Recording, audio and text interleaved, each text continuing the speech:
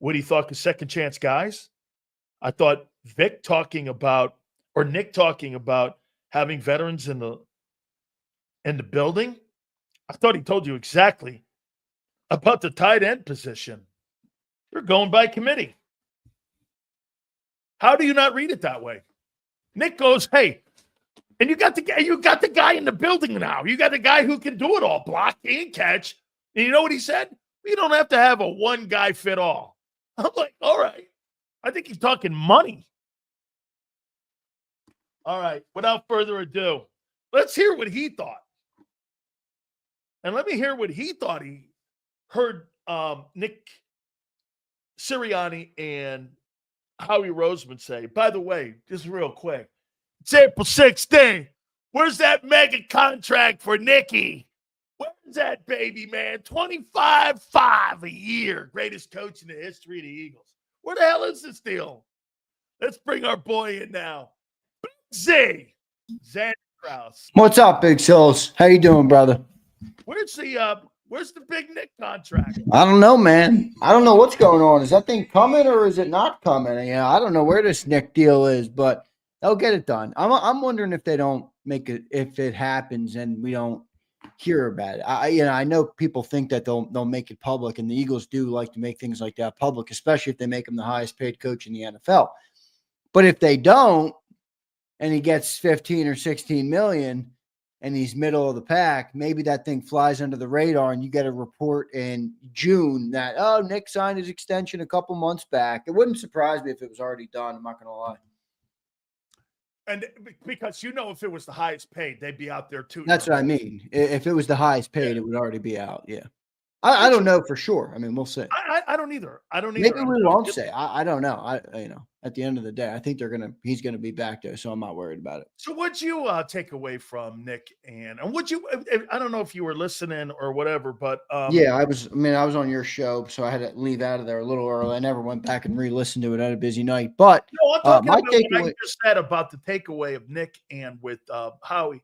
Did you hear kind of some of the things that I said? What were your takeaways? Let me get that first. What were your takeaways from those guys? I mean, one of my takeaways is that I think trading up is just as likely as trading down in this draft. A lot of people have been talking about trading down, but in a draft where everybody in the top 10 wants to trade down and then everybody else is kind of playing in the middle and waiting for those people, there's going to be a stalemate. So with the Eagles at 32, I could see them being one of the teams that will be stalemated out of trading back because everybody before them is going to try and trade back. Like, think about it. There's going to be at least 12 teams in the 31 before the Eagles that attempt to trade back. So any of the deals that are out there to be had to trade back might be off the table. And I think the Eagles are going to maybe think about going up and getting one of their guys on the defensive line if they like him enough. But I wouldn't rule that out at all. I mean, Howie, talked glowingly about the interior of the D-line. He talked about how there's certainly not 32 first-round grades in this draft. He also talked about how the roster is young and ready to win and going to get expensive. So that tells me, hey, we need some young contributors. Well, do you get a better chance at getting a young contributor at 23 or 40? I think 23.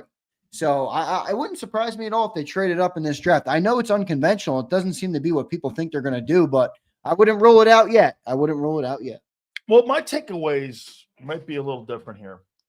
I heard him say that there's probably 8 guys that have a first-round value, and he talked about value picks and what this draft really has.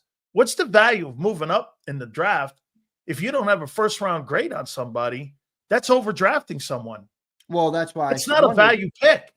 And he said he didn't have 32. So if he has 15 and one falls to 20, that's what I'm talking about, right? That's what I'm talking about. And that could happen because that's my trade. I'm not just trading up for the sake of trading up, and taking someone at 24. Your guy has to fall. But I think they're gonna. I could see it. Rolla checks in. Rolla says Zander has little faith in Roseman, for Christ's sake. No, but Rolla, that is not true at all. I've been parading Howie Roseman for the last 4 months. He said it. He said it yesterday when he was looking at. He wants him at 32. You have to have value and the talent match up. When you're going after a first-round pick, You have to look at value and talent. And does that value match the talent at the pick in the first round? Those were quotes by him. He told you, I thought he was telling you a lot yesterday that at 32, I don't believe he thinks that there's a pick down there at 32 that's worthy of a first round pick. I don't either, which is why I took from it trade up or get the hell out. That's right. And I don't think the team is in a position to trade too far out. Like, I think you need a player, a good caliber player that can start in year one, not a guy that plays half the season. I'm talking about a guy that you feel good about starting week one, like you did with Quinyon Mitchell. You know, you got to get a guy, and I don't think that happens later in the second round. So I think they might trade up. And no, I'm not doubting them at all, Rolo. I see what you're saying. I'm not doubting them at all, though. I don't see what they're saying. Some people in here are idiots. Well, I mean, I think there's also a level of Eagles fans that have, and I'm not criticizing them for it, but like, they act like we're never going to have a missed pick ever again because he's had a good 4-year run. I think they've got I think they have it figured out enough that they're not going to have an egregious miss like a Rager or a Dillard ever again. But to sit here and act like, oh, because they're a Super Bowl team last year, like they'll never make another mistake, I think that's a little bit naive. I mean, I'm not going to go down that road. How about this one here, which kind of was, here's Nick Sirianni. The tight end position. You know, profiling a tight end position, you know, one guy doesn't have to fit all. Well, you got a guy who fits all. And you're moving off them. I mean, to me, that was a quote I took away that they're going to run that position by committee. Yeah, me too. That was a by committee comment, wasn't it? I don't know. It kind of seems like that. I'm also wondering if this stalemate's more coming from Goddard's side, because I don't think the Eagles really want to move off of him. Well, tell me why they at every other position, from linebacker to safety to corner, every other position, Howie Roseman has brought in guys for the future that have been stashed on the roster. But the tight end position, Howie has just 100% without a shadow of a doubt neglected. I'm sorry. I'm not buying that. So my question is, did it reach a stalemate? Dallas wants that third, or wants maybe a 3 or 4 year deal to cash in his last time. And Howie's like, yo, bro, I'm going to give you 2 years, but I'm not giving you 4 years. You know, and I think I wonder if that's where the stalemate's coming in on it. But I don't know. It does look like Goddard's going to be gone, and maybe the Eagles now have to figure out how to make do with what they've done to this point. The other thing that's interesting is it was reported today the last top 30 visit. Now, we didn't hear of all names, but we heard about 22 or 23, maybe even 24 of the 30. Not one tight end there. Like, are they thinking about a trade? Are they like committee? And you think the committee's Calcaterra, Bryant, and Granson? I think it's Bryant. I think it's Calcaterra, and I think it's a dude in the draft. Well, they paid Granson $400,000 more than they paid Bryant. How much is the total deal worth a year? 1.6 to 1.2. Shit, that's where they're going, dude. I know, and I'm just saying, I don't think Granson's going to be left out of it. They might already have their committee, sure. And that's why they're not drafting a tight end. Nick told you yesterday that you don't have to have a one guy fit all. They basically told you what they're doing yesterday. I mean, how did anybody not come away from that hearing? Wait a minute. Have you not had exceptional? I'm not hollering at you, Zander, but have you not had exceptional? Don't be John McMullen and Teeter. You can holler. If you got to holler, then holler. Say it with your chest. Don't you agree that you've had great tight end play for 25 years by one dude, basically? Brent Selleck, Zach Ertz, more than one dude, but yeah. Okay. All of a sudden now, 25? Well, you don't have to have one guy fit all. I mean, I don't know, man. That's a completely different philosophy on what you're looking at that position for the guy. How does that not sound like committee to you? No, it does. It does sound like committee to me. I mean, we'll see.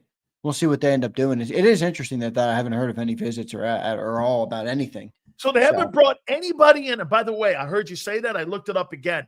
Last 3 drafts, top 3 players in every single of the last 3 drafts all had visits to Philadelphia. See, I thought someone told me that Quinion wasn't a visit.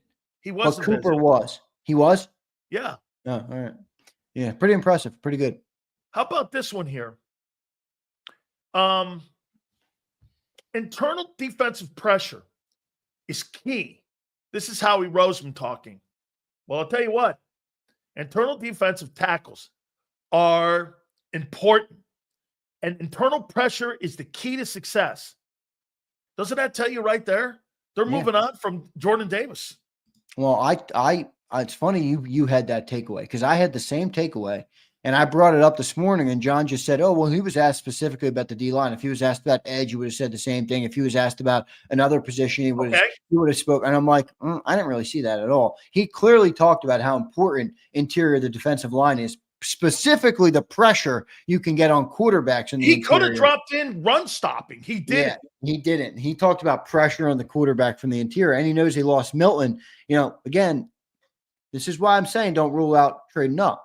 A guy like Derek Harmon, a guy like Walter Nolan. I think those are guys that Howie would be willing to trade to 22, 23, 24 for. I don't know if they're fall. I don't even know how the Eagles are grading those guys, to be honest. I don't think either of them were scheduled on a visit, or at least we didn't know about it.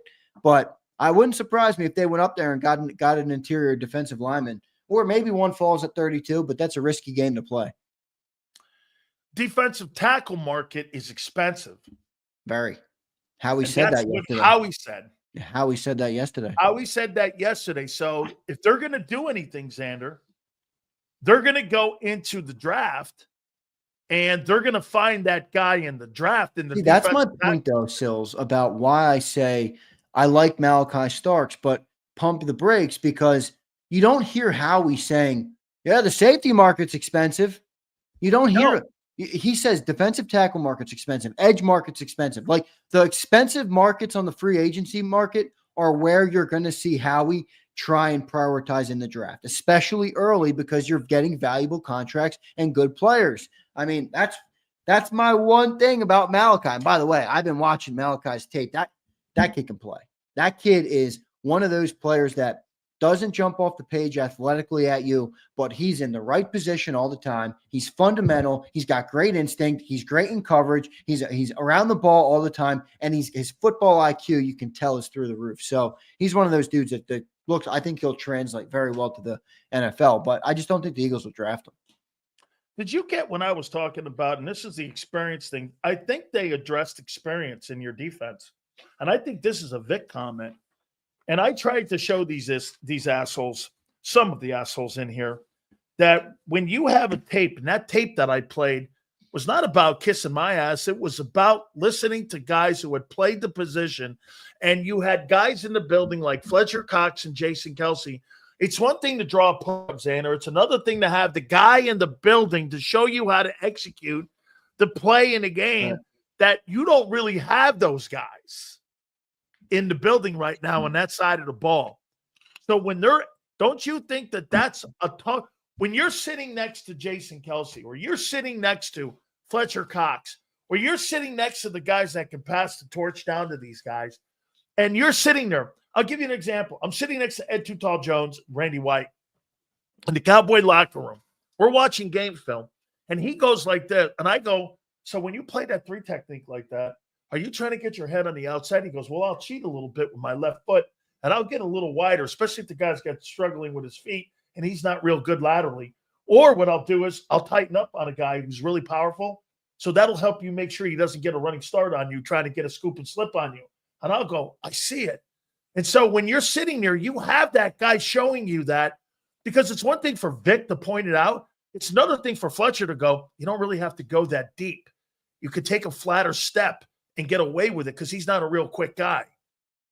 That kind of conversation is the difference between making a play and sometimes not making a play. Do you have guys like that in the building?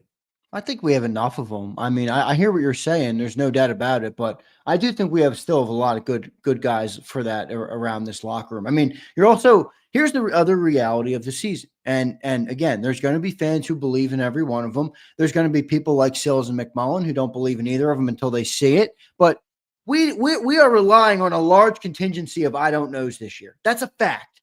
Sidney Brown, Keely Ringo, Mora Wajomo, Thomas Booker. I mean, you're even counting on Jeremiah Trotter Jr. early in the year. Like, if these dudes don't pan out, it's going to be a tough year. I do think some of them are going to pan out. We've had pretty good success with those guys panning out, but that's a reality coming into the season. And I don't think there's anything you can do about that until you play some games and you know what you have in those players. Remember Vic last year? I'll tell you what I got in week 12. I kind of feel like you can say the same thing this year, can't you? I'll tell you what I got in week 12, man. Yeah, no. That's again, I took a lot from Howie talking about value. He really made it a point that if the player at 32 doesn't have the first round value, and he doesn't see a draft this year where there's a ton of dudes, to me, I'm going to tell you what the value pick is right now at 32 of all the guys in the draft. What do you think is the one value pick at 32? Value pick? It's got to be an edge, most likely. Edge or defensive tackle. I like Nolan. I like Harmon. I like Pierce. I like Ezeraku. Me, it's Malaki Starks. See, how is that value, Sills? Because he's the best player at the need, and I think he's just because it's safety. You're looking at the safety on your football team in the last 2 Super Bowl appearances was instrumental in that defense being but value is not the right word for that. It is, because he's the best player at that position, and he'll be an impact player for you than the 4th defensive edge rusher. That's but the problem is that Malachi's valued as a first rounder. You can get an impact safety for $8 million. Wait, Malaki is valued as a first rounder. I know that. I don't want anybody to think there's 4 edge rushers that are valued. He's going to be a stud. I think there's 3 edge rushers in the draft that are valued as a first round pick. Yeah, and you just saw mediocre edge rushers get $20 million a year. That's the problem. I don't think these guys look. I think that Nolan Smith and Jalix Hunt. I'll tell you this. Do I look at the guy from BC and go, would I take him over Jalix Hunt right now? No, you're missing what I'm arguing. I agree with you. I don't see the value in these Starks guys. Is a surefire NFL talent. There's no doubt. I don't see the value in this draft with these guys. He's a safer pick than all those guys. I agree with you on that. Oh, yeah. Malaki, I agree with you on that. He's going to be a stud in the NFL. There's no doubt about it. Aren't you trying to diffuse failure? You are trying to diffuse failure, but you're also trying to build a roster within the cap. Like, I can get a valuable safety for $8 million. I cannot get a valuable edge for $8 million. Bro, $5 million, 5 years. You got the guy at $1.5 million. I mean, what do you talk? That is he's a rookie deal. Wait a second. All right. You got him 5 years at $1.5 million. Wouldn't you rather have an edge that's getting production at $1.5 million? This edge rushing group, I don't know. I get my edge in the second round. So you're all right. Look, I don't disagree with you, but you're more saying I'm taking Howie's words on what you're more saying that you believe in that player so much more that you wouldn't even take the chance on an edge because you're down there too far to get the impact one. Because the second rounder is going to be more of a value. I'm taking Howie's words. Okay. Now, if there's to your point, if he has I thought he walked back that Mike Green comment. Yeah, he did walk that back. And by the way, that was Mike Sealski. Mike Sealski's always asked good questions like that. He pushed him on it, and he was right to push him on it. And he walked it back, did he not? He goes, hey, everybody's innocent until proven guilty. Exactly. Well, no, I'm in the world of podcasting, and I'm taking one word, and they're that was a red herring. That's what that was. That's exactly what that was. A big red herring. Hey, look over there. No, yeah, you're right about that for sure. He did walk it back on Mike Green. Boy, if Mike Green fell, I would grab that. Mike Green, I think it's Abdul Carter, him, and Pierce. Yeah, I like Mike Green. Those are the 3 edge rushers that I truly like. The kid from Georgia, yeah, I'll be all right with that because those Georgia kids have all panned out, it seems. The rest of the BC kid, let me ask you this. You and I cover college football. Do you remember that guy at Boston College at all during the last 3 years? Who, Ezeraku? I actually do because I had a buddy who went to BC and I watched him a little bit, but he played at BC. I mean, I didn't watch him every Saturday, that's for sure. Well, Malaki Starks, I watched every Saturday. I watched the ACC because of Miami. Yeah. And so I'm like, and I vote on the all ACC teams. I did vote him. I was like, oh, yeah, I saw him against UM. He was an impact guy against the Canes. Canes have a pretty good offensive tackle that's going to go in the top 5 picks this coming year. That Francis kid's going to go in the top 5 picks. He's going to be a Panay Sewell kid. I don't know, man. I just heard Howie talking about value, and it really stuck in my mind and how he doesn't think that 32 pick right now. There's a player in the draft that is the 32nd pick, in his opinion, that's worthy of selecting. Did you not take that away? I agree. Malaki would be worth it. I'm not saying that. This idiot. That's a value you pick. take the best player. What's a bigger number, dumbass? 30 or 8? If you want max value, you're taking an edge rusher. It's not complicated. I'm not overcomplicating it. I see what Sills is saying, though. He is saying Malaki has a much better chance to be a proven player from year 1. I agree with that 100%. I'm not disputing that. And he's the best player in that group. I agree. I think Malaki Starks can be one of the better players in the draft. Watch this, Zander. Doesn't it correct all the boxes? You have a need. He's the best player in the group. And he's a first-round value, and he's been projected as a first. That guy's not. Do you agree? He is not going in the first round. Oh, he's going. Malaki? He's going in the first round. By the way, I like him head and shoulders above Nick Emenwari. Oh, by far. I watched that tape, and I was not impressed. I'm not either. No. In fact, I almost left soured. Yeah. Yeah. Missed tackles, blown coverages, out of position, no instinct. He's relying 100% on athleticism. That's what he's doing.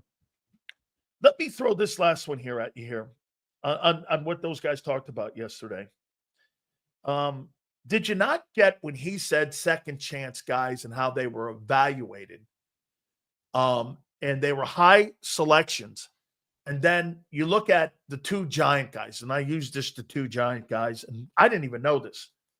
And, when you talk about Adoree Jackson and you talk about the edge rusher, didn't you find it ironic when – I didn't even know it, but I knew they'd be around because that's one of the metrics I use.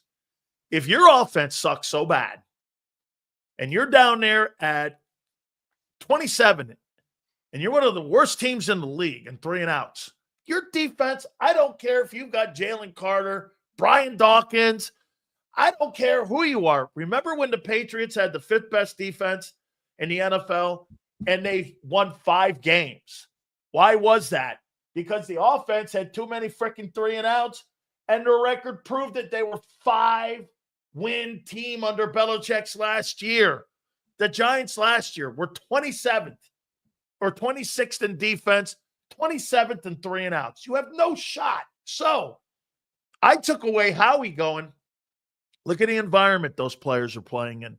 To your boy up in New England, he had 10 sacks one year. What happened the following year?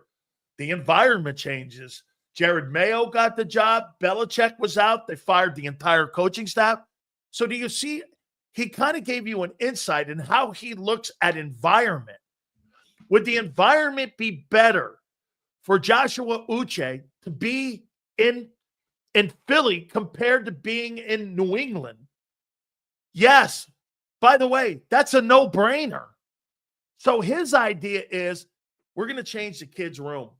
We're going to give the kid an opportunity to succeed here, where maybe the other place didn't give it to him. That's how Howie looks at it. Howie really respects other – you know what that told me? Howie respects other people's front offices and how they evaluate talent by giving these second guys chances.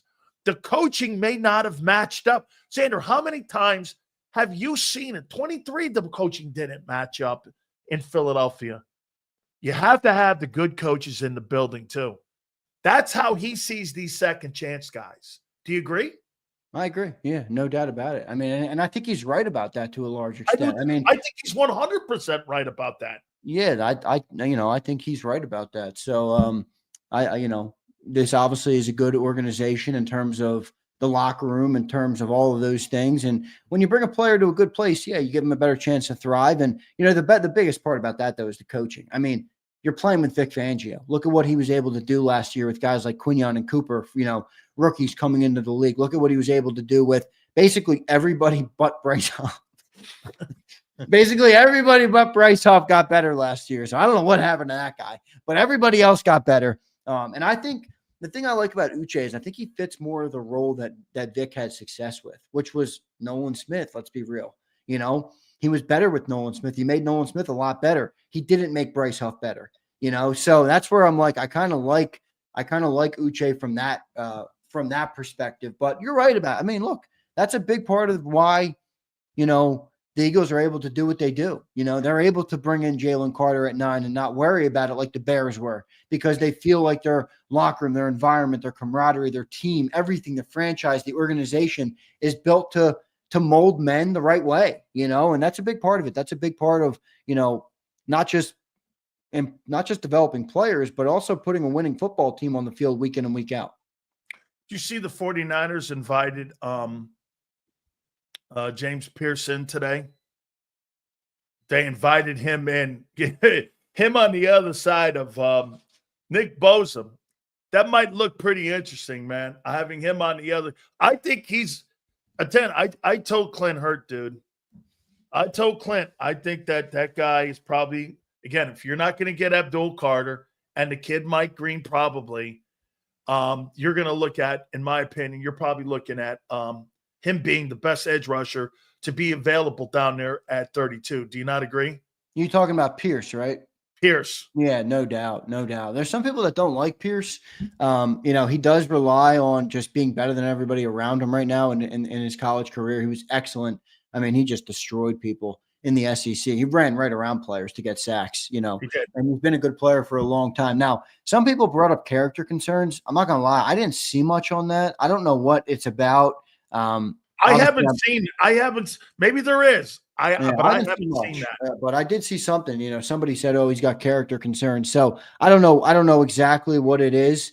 The Eagles will do their homework though on that, and I do like him a lot. I mean, he's one of those dudes, Sills, that you turn on the game tape and you're like, "All right, yeah, this guy can play." But you talked about a little bit ago where you got to learn a second move. You got to learn pursuit. You got to learn all those things in the NFL, and I do think Pierce is going to have to learn that. And for that reason, I don't know if he's going to be a year one contributor. I think he'll contribute. I don't know if he's going to be a year one impact player. And the thing about that is it's funny, it would add another feather in your cap so take Malaki, right? I mean, that would make sense because of that. But I do think he would start. I'd be pretty happy there's 3 guys I'd be happy with. James Pierce, Walter Nolan, and Derek Harmon. Those are 3 guys that I really like. I think the Eagles will be happy with. Supers will be right at the end of the segment here. I want to read something here to you, too. We brought it up yesterday. So, Kyler Gordon, cornerback for the Bears, is now the highest paid slot. Okay? He signed a 3-year, $40 million deal with $31 million guaranteed. If I'm Cooper DeJean, I am going to go like this to my agent. I'm out of Philly. I'm playing corner. Dude, $12 million versus 30. Hey, you guy, man, I'm telling you. Okay, that guy is the highest paid slot corner, makes $12 million a year. Bro, the highest paid corner makes north of 30. I know. No, I'm with you on this. We got a funny comment the other day, I guess, after we talked about this, and someone was like, "You guys are effing idiots, all this shit about DeJean moving outside." I'm like, all right, bro. If someone told you can make $50 million or $100 million, depending on what you do, and you were capable of doing both, wouldn't you choose the $100 million? I mean, come on, man. But look, I don't know. The interesting part about it is Vic did say he wants to keep him in the slot. So Vic is the type of dude that's going to be like, just like he's like, I don't care how much you make. He's probably like, I don't care how much you want to make. This is where you're needed in my defense. No, I think it's different. I think the Eagles tell you one thing and they're doing another. I think they don't believe he can play the corner, or they would. Come on, man. You think what's more valuable to you? Wait. You think they don't think Cooper can play the corner? What? You don't think they think Cooper can play it? Nope. Or they would move him. He can play it. There's no doubt he can play it, man. Well, dude. Are you kidding me? Look at the value in the contracts alone on what people value in the league more, corner or slot corner. Salaries. Remember, Zander, you and I know this. You and I believe and paychecks speak louder than words. Do they not? Yeah, absolutely. Okay. You're telling me that a guy making $12 million in the slot is the highest paid guy in the league. The guy playing on the numbers, making $30+ million. Well, You're right. The Eagles believe he can play out there. Well, fuck. Either that, you're hosing the kid, or there's two ways, Zander. You either believe he can, or you're hosing the kid. Which is it? Right. That's a fair point. Fair point. We just talked about value, right? If you already have your $30 million corner on a rookie deal, put him out there if he's so good. But I don't know. I do think Vic changes it a little bit because the style of player that Cooper is also thrives in the slot. Not many corners have that. I think he's great there. He's great. Do you think he could play outside corner? I think it's a risk to put him out there and see if he can. I think he would be a top 5 outside corner almost immediately. I'm thinking more with you, but I don't think the Eagles believe that. Wait a minute. So you think he could be a top 5 corner in the league, and they're keeping him in the slot? I know it doesn't sound. You're it doesn't contradicting yourself. Yeah, I know. Well, right? That's what I think of him. Maybe the Eagles don't. No. Maybe you're right. Well, they don't think of him that way. No, that's my point. I just think that dude is a fucking beast, man. Some dudes they just know. I told you he's my favorite rookie of this last year. I think you've been saying that. You said that, by the way, after either week 4 or week 5, one of his first games starting, Minnesota. And everybody got so mad at you on the post game. Minnesota. You said you think you like him better than Quinyon Mitchell, and everybody had a freaking aneurysm. We like him, but he's not Quinyon. I do think they're comparable. I think they're both very, very good. I think Cooper has the higher upside just because he's just unreal athletically, and he's got instinct. He's got that raw, natural instinct. He knows how to play the game. And right here, RC3 points out what he really wants to do. Cooper wants to play the corner. Yeah, he was at what's his name? Defensive back camp too. Ryan Clark's, is it or something? Yeah, sure. Hey, dude, the Eagles don't believe he can play corner. Oh, bullshit. Let's see. If they trot him out in the slot, then I'll say there's credence. But if they don't, you're going to have to eat your words. So how can you make that proclamation yet? They had Slay last year. They weren't going to put him outside last year. Because right now, Vic Fangio told you he wants to keep him in the slot. Well, that's right now. Oh, what will change? What will change that? The player showing up to camp. Ringo? Showing up to camp with Keely Ringo. That's what will change it. Oh, he's going to walk into camp and say, "Wait a second. Last year I had Darius Slay." I think this is something to keep an eye on. Wait a minute. So they get to OTAs, and then they get to training camp, and they feel Keely Ringo ain't the guy. You think they trot Cooper DeJean out there and put him in the corner out there? You ain't trading for a guy, and you're not drafting a guy. Wait a second. Is this more on their evaluation of Cooper or on their evaluation of Keely? Because if you think about it, the best case scenario for the Eagles defense overall would be for Keely Ringo to be good at cornerback too. It would be, because then you can keep Cooper at the slot and have a stacked defense. Why would you? So you bring in a Dory Jackson for a security blanket just in case. You need a swing guy like you had last year in Isaiah. Oh, that's right. That's correct. I forgot about that. That's right. Okay, so a Dory would be my swing because he's got experience. Yeah, me too.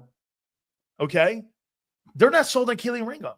I don't think so either. But we'll see what they're going to do. How many corners have you brought in? You brought in Maxwell Hairston. We brought in what's the other? I have a couple of them written down here. I'm gonna look. Wait a minute. Wait, this is going to tell you guys. Hey, everyone, I want you to listen to this. How many cornerbacks have they brought in so far on the Trey Amos? They brought in Trey Amos. They brought in Maxwell Hairston, I really like him. That's that 4-2 guy, Kentucky. Right. And then they brought in Jacob Parrish, who's a slot guy. Okay. So you brought in like around, would it be I think there was 4. I think there was a couple more. Jacob Parrish is one I saw. Actually, Hairston. 5 guys they brought in. They signed a free agent in Dory Jackson. So you got 6 dudes and Keely Ringo, and you're keeping Cooper DeJean in the slot? You don't believe Cooper DeJean can play corner. Well, that's not. I'm not ready You to brought go there 7 yet. guys in. If it's week 7 and they haven't moved him outside, then I'll agree with you. All right. You're But- surely they're doing a lot of work in the offseason here to find a corner. Yeah, but still, here's the Don't problem. they have him in the building? If you move Cooper to the outside, you're just opening up a new hole at slot. Okay. Well, what So do you they don't think have is the harder- body in the room to replace the slot guy, but they do have a body at corner. I'm not So saying wait it's a going to work. What do you think is harder to replace? A slot corner or a corner? I don't know. What do you think? I think it's corner. Oh my God. Replacing Slay is going to be more difficult than you think. I think Slay will be the hardest position to fill of any of the lost dudes. Look at a slot. Get this. Pat goes, it's harder to find a slot when the guy makes $12 million a year. Well, no, but the slot is a type of player. Like not every cornerback that can play the slot. Nobody values that slot. Really? A couple guys just got 50 million. A couple guys just got 100.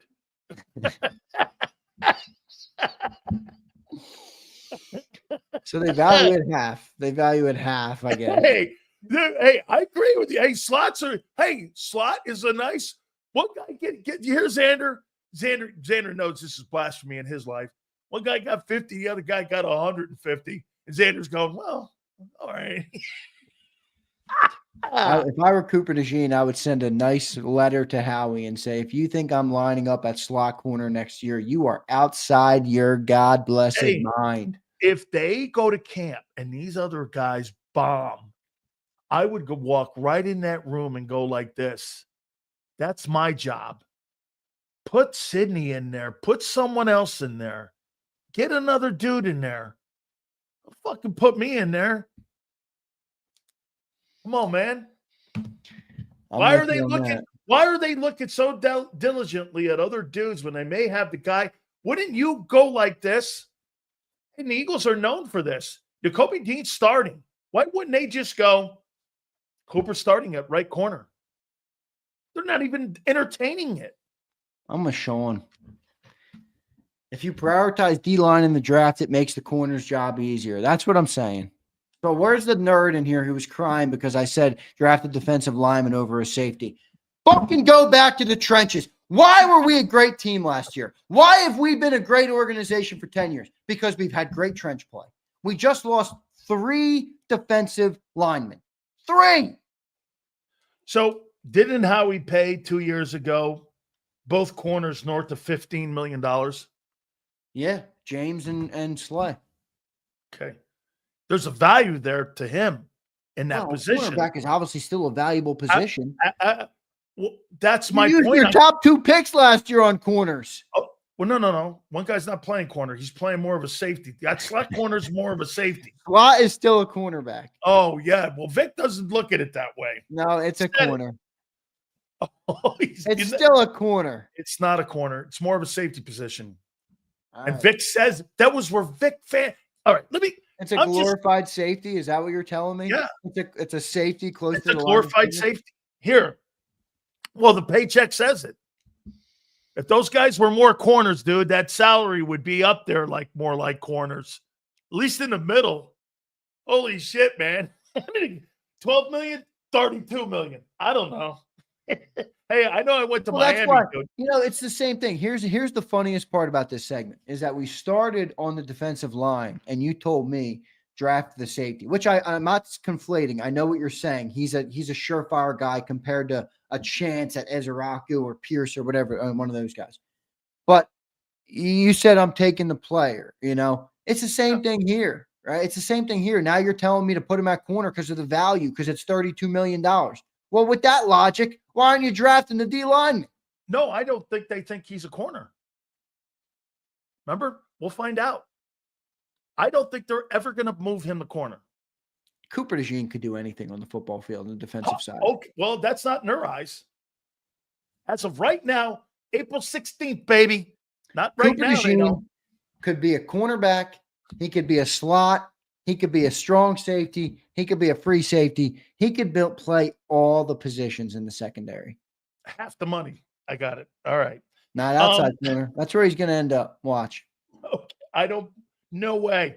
You got the D coordinator coming out going, He ain't going to be no Jason Sehorn either. All right. Yeah. He's going to be the best white cornerback to ever grace the NFL, baby. Okay. Cooper Shiesty. He's going to be sitting in that white boy position, a slot corner. How about a white boy position? Stop. Hey, let me ask you this. That ain't this. a white boy position either. Let me ask you. No, there's no white boy positions in the back. No, there's not, especially on defense. Let me ask you this last question here. So,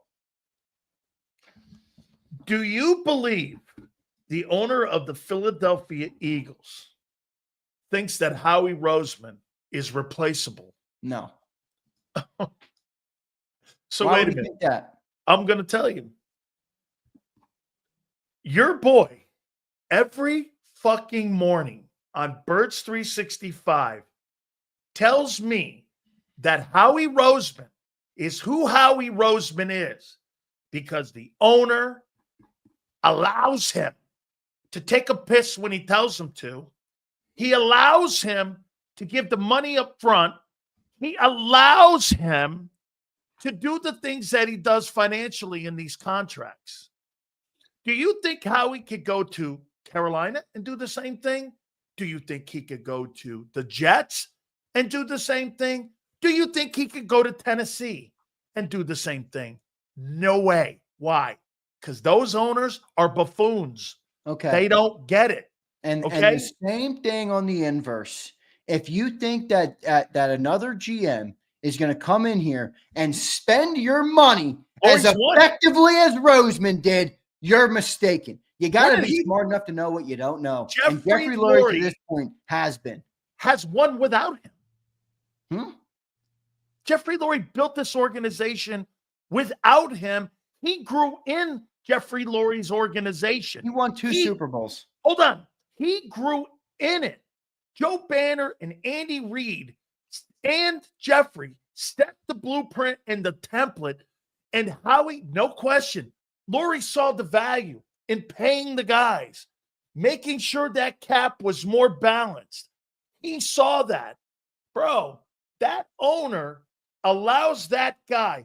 So wait a minute. You really believe that Jeffrey Lurie thinks that there's not he's not replaceable? I agree. I think he's not replaceable. I think Howie Roseman. I think he's the most important part of the Eagles. Do you think that owner believes he's replaceable? I don't. I answered your question. I don't think he thinks he's replaceable. I don't. I think that owner believes that he's made hires. He hired him. He kept him. He's made all the right Lurie decisions. does deserve some of the credit. I'm not saying Lurie doesn't deserve any credit. I mean, but just because you say to somebody, I'm going to give you money to shell up front, that doesn't mean everybody's going to use your money the right way. You're giving Howie Roseman more credit for winning the Super Bowls than the owner. Yeah, because it's harder to assemble a good team than pay people if you're loaded. I'm not saying the owner doesn't matter. He obviously matters. But you can go to any place. Jeffrey Lurie could call up Dan Sileo and say, hey, work my contracts. I got the biggest bag of money in the world. You're not going to do as good of a job as Roseman. Name me one owner that hasn't won multiple Super Bowls that was not a great owner and replaced multiple people and knew how to do it. I mean, perfect example. So let's answer this, Sills. Are you saying Joe Schoen would do in Philly what Howie does because of Lurie? Joe Schoen wouldn't be hired by Jeffrey Lurie because Answer Joe Schoen both answer the question. Answering it. No, because he would not hire him because you know why? He doesn't have and wasn't raised inside the organization. Do you not notice inside the Eagle organization, the front office guys are there over 30 years? There's not a coach in your coaching staff that's been in the Eagles outside of Stoutland more than 5. Everybody else has been there less than 5 years. Do you understand that? That the front office guys, the analytics guys, they're 18, 20 years. All those guys are there for a reason because the owner has put those players and those people in places. You know, Andrew Berry, Joe Douglas, all of those guys that are all spread out, the guy in Pittsburgh, that are all spread out throughout the league. Those guys all came from that organization. Anybody who ever is going to be the GM of the Eagles will be raised in that. They'll never hire from outside another general manager ever again. That will not happen. And we should all rue the day that Jeffrey Lurie decides that he knows more than Roseman. He's done it before. Okay, good. Let's see what he does. Last time he did it and he gave all the personnel power to Chip Kelly. He threw him out, fired him in 2 years, and came back to Howie and said, I need you to take control of this thing again. He still has a resume where he's done that. And it didn't work out. Well, again, it didn't work out because the guy's mentality wasn't right. But that guy didn't make all shitty moves. No, he didn't at all. He's the reason Lane Johnson's here. I'm not saying he made all shitty moves, but he didn't handle personnel the right way. How he handles the personnel. That's what I'm saying. You're not wrong that Jeffrey Lurie's system allows Howie to thrive. But just creating that system is not enough to actually do the work of thriving. Howie has built the system that allows them to make right decisions week in and week out. You can give me unlimited money, but if I choose to pay Javon Hargrave with it instead of drafting Jalen Carter with it, I made a bad decision. Okay, Howie Roseman made a bad decision on Jalen Reagor. And the owner made a bad decision on Chip Kelly. That was Doug's decision, by the way. What? Doug Peterson drafted Jalen Reagor. Okay. Andre Dillard, pick a shitty pick. I'm not saying it. Howie still deserves blame for it. I'm just saying. No. I'm saying the owner also has made poor hires. Brian Johnson. Yeah. Sean Desai. It all goes hand in hand.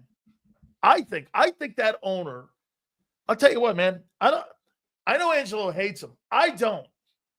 I think that guy, I think he really loves Philly, and I think he really loves to win.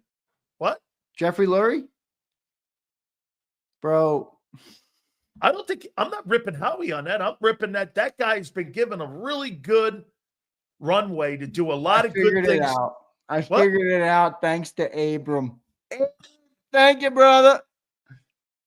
It's because he's a Gator. You will find anything, any angle, so you can say this ain't all Howie Roseman. This is Howie Roseman's team. This is Howie Roseman's city as far as. And why are you paying Nick $25 million? You're not going to have a coach now? Jesus Christ. This is Howie. Howie did this. Howie did that. And then you're going to turn around and pay Nick Sirianni $25 million. Why did the Eagles go to the Super Bowl 2 times in 3 years? We just debated this with Nick Sirianni. Because of Howie. Because he assembled a good team, right? All right. So you think Nick and Lurie can do that without the greatness of Howie Roseman? Oh, I think Nick's the easiest guy in the building to replace. No, I don't disagree with that if you're talking about which one of the three. All right, let's get to these supers. I got Jay Gruden coming up. All right. Ask Jay Gruden what he thinks of Roseman. I'm curious to hear. Actually, I'll ask him that. Roseman, and I'm going to ask him. What's up, my boy? Hope you're doing well. I'm going to ask him about Shador.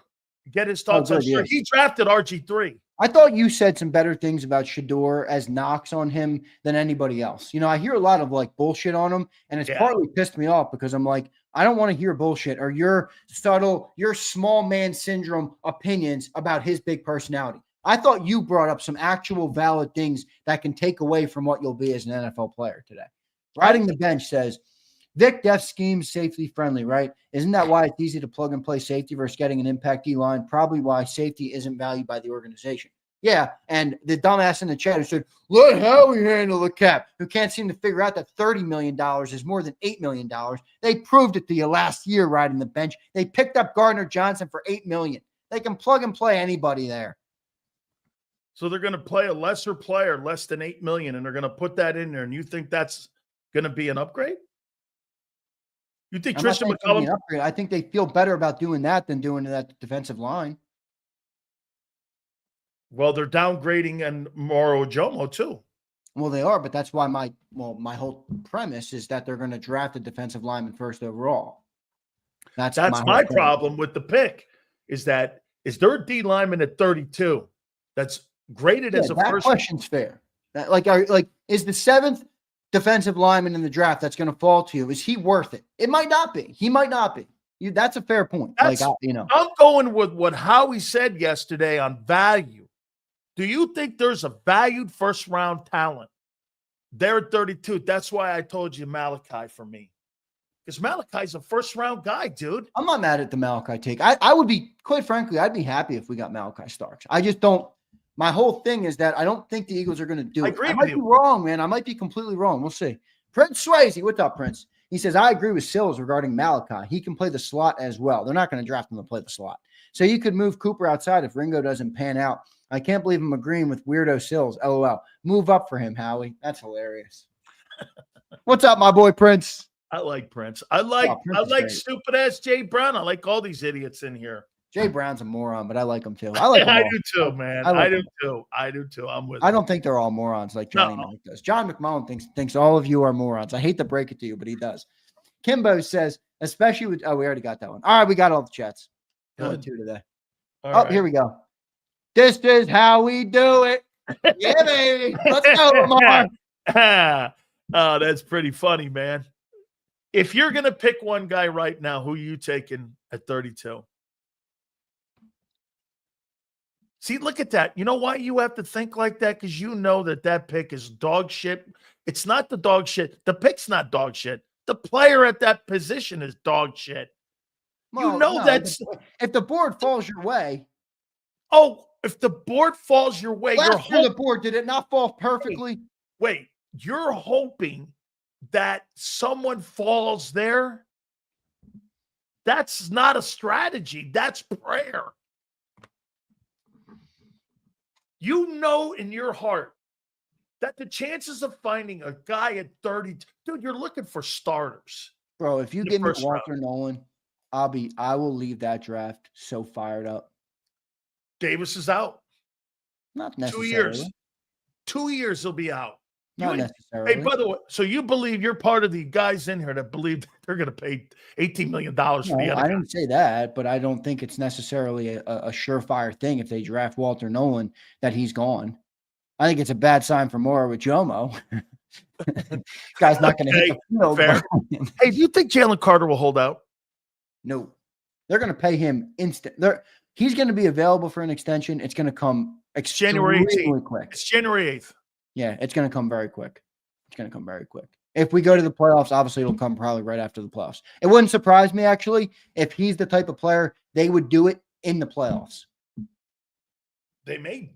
Oh, I don't. Oh, yeah. Okay. They can. Because once everybody else starts getting contracts, they're going to want to get ahead of it. January 8th is the first day you can start that with the contract. Well, they're going to be talking to his agent a lot before then. They're already talking to his agent. So do you think in the next 2 weeks they pick up the Jordan Davis 5th year? Yeah, that's the next big thing we're waiting for post-draft is what do they do with the Jordan Davis thing? I don't think they're going to let him walk. I don't think they're going to let him go into the year on a I bet they announce it in the draft. You know how it will make it feel better? They'll take a DT and they'll pick up the 5th year option. Right. I could see that. All right, Xander. I'm going to get Jay Gruden in here soon, man. I appreciate you, brother. Great work on Birds 365. Just tell John one thing, man. Hey, this is what we do for a living, Junior. You're telling me. I know this, all right? I don't think John does this. He does a great job, man. Your guests have been great. Phenomenal. I might have to rip Jeff Kerr next week, by the way, for what you said. I might have to rip him. I might have to say, Jeff Kerr, take a deep breath. Take a breath, kid. This is what you write columns on, too, isn't it? All right, my friend. Thank you so much, Z. All right. Peace, Sills. Thanks, everybody.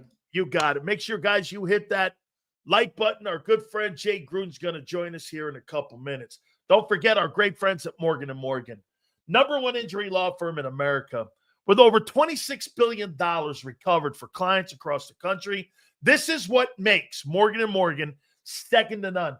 Nearly $30 million they ended up getting a family down in Pennsylvania.